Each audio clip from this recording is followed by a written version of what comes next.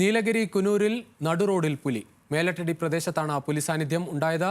CCTV ദൃശ്യങ്ങളിൽ നിന്നാണ് പുലിയെ കണ്ടത്.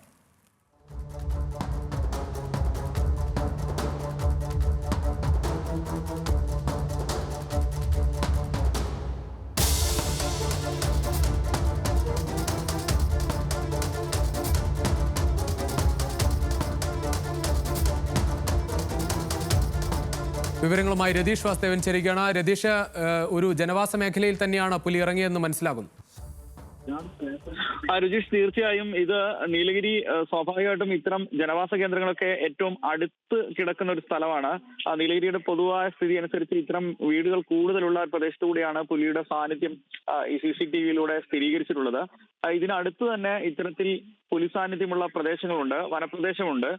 ഇതിന് സമീപമുള്ള തേയിലത്തോട്ടങ്ങളിൽ ഉൾപ്പെടെ ഇതിനു മുൻപും പുലിയുടെ സാന്നിധ്യം സ്ഥിരീകരിച്ചിട്ടുള്ളതാണ്. അതുകൊണ്ട് തന്നെ ആ ജാഗ്രതയിൽ തന്നെയാണ് ഈ പ്രദേശത്തുള്ള ആളുകൾ കഴിയുന്നത്. പക്ഷേ പുലിയുടെ സാന്നിധ്യം പുറത്തു വന്നതോടെ വലിയ ആശങ്കയിലാണ് നാട്ടുകാർ.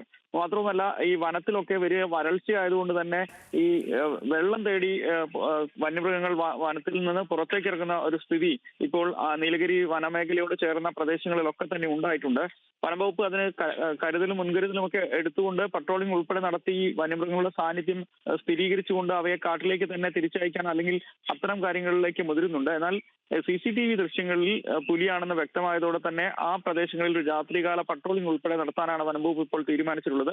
കൂടുതൽ വന്യമൃഗങ്ങൾ ഇത്തരത്തിൽ ഇറങ്ങുന്ന ഒരു സാഹചര്യം നിലവിൽ ഈ പ്രദേശങ്ങളിലൊക്കെ തന്നെ ഉണ്ട്. മുതുമല, ഊട്ടി ഭാഗങ്ങളിലെ വനത്തിൽ കടുത്ത വരൾച്ചയായതിനാൽ തന്നെയാണ് ഇത്തരത്തിൽ മൃഗങ്ങൾ പുറത്തേക്ക് ഇറങ്ങുന്നത് എന്നാണ് ഈ വന്യമൃഗ വിദഗ്ധരായിട്ടുള്ള ആളുകൾ പോലും സൂചിപ്പിക്കുന്നത്. എന്തായാലും വനംവകുപ്പ് ഈ പ്രദേശങ്ങളിൽ ജാഗ്രതാ നിർദ്ദേശം ഉൾപ്പെടെ ഇപ്പോൾ നൽകിയിട്ടുണ്ട്. രുചീഷ്. ശരി രതീഷ്.